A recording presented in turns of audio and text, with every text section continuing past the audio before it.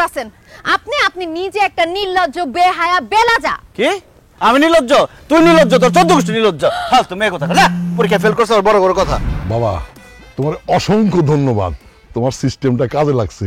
দেখো না আমার মাইয়া কিরকম লজ্জা পাইছে, লজ্জা পায় সুরসুর করে পড়তে চলে গেছে। চেয়ারম্যান সাহেব আমার ধন্যবাদ না দিয়া আমার টাকাটা দিয়ে দেন।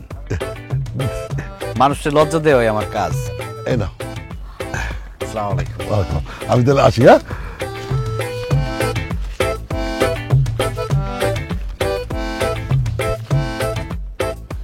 এই যে লজ্জা কুমার। আমার কিছু বলেন? জি। বাহ, নামটা তো ভালো দিছেন, লজ্জা কুমার। এই আপনার কি লজ্জা করে না মানুষরে লজ্জা দিয়ে টাকা ইনকাম করতে? কেন লজ্জা করবে কেন? এটা আমার প্রফেশন, আর এই প্রফেশনটা আমি নিজে আবিষ্কার করছি। বলতে পারেন আমি এই প্রফেশনের জনক, প্রফেশনাল লজ্জা প্রোভাইডার। নির্লজ্জ প্রফেশন। আপনি আমার নির্লজ্জ বলতেছেন? নির্লজ্জ তো আপনি।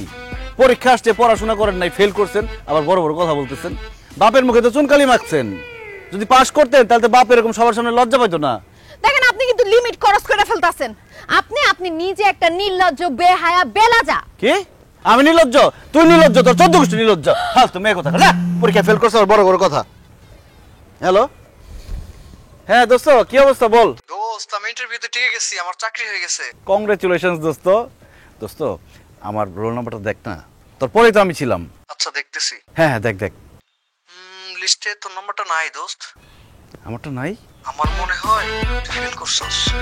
ফেল করলাম আমি? হ দোস্ত, মন খারাপ করিস না, আগামী বছর তুই পাস করবি। আচ্ছা ঠিক আছে রাখি, সান্ত্বনা দেওয়ার কিছু নেই।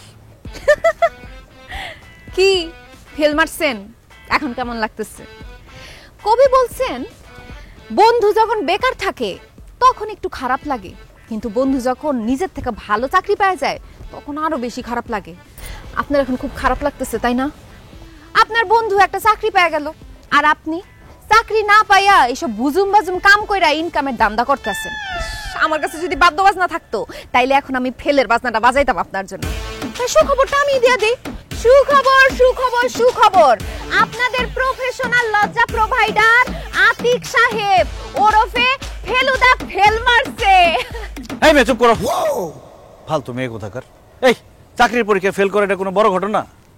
চাকরির পরীক্ষায় ফেল করা এটা একটা স্বাভাবিক ঘটনা। এই জ্ঞানটুকু মাথার মধ্যে নাই। কত বড় বড় চাকরিজীবী যারা বড় বড় চাকরি পাইছে সবাই এরকম বহুবার ফেল করছে।